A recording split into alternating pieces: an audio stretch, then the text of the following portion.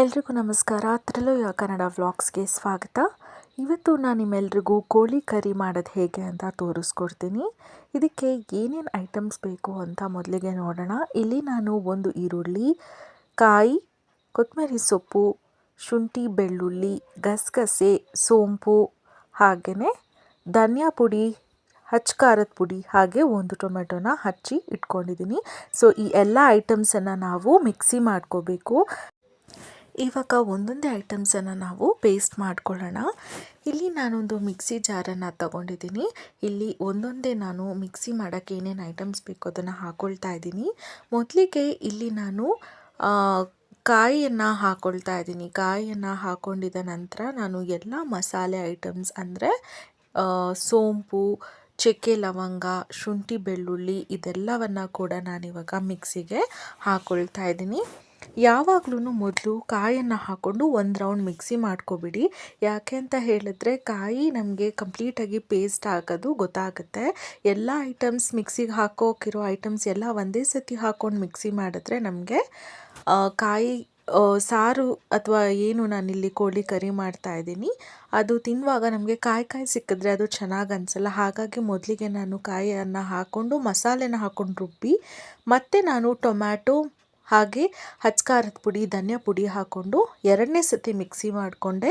ಇವಾಗ ಮೂರನೇ ಸತಿ ಬೆಳ್ಳುಳ್ಳಿ, ಶುಂಠಿ, ಕೊತ್ತಂಬರಿ ಸೊಪ್ಪು, ಈರುಳ್ಳಿಯನ್ನು ಹಾಕ್ಕೊಂಡು ಫೈನಲ್ ಆಗಿ ನಾನು ಪೇಸ್ಟ್ ಮಾಡ್ಕೊಳ್ತಾ ಇದ್ದೀನಿ.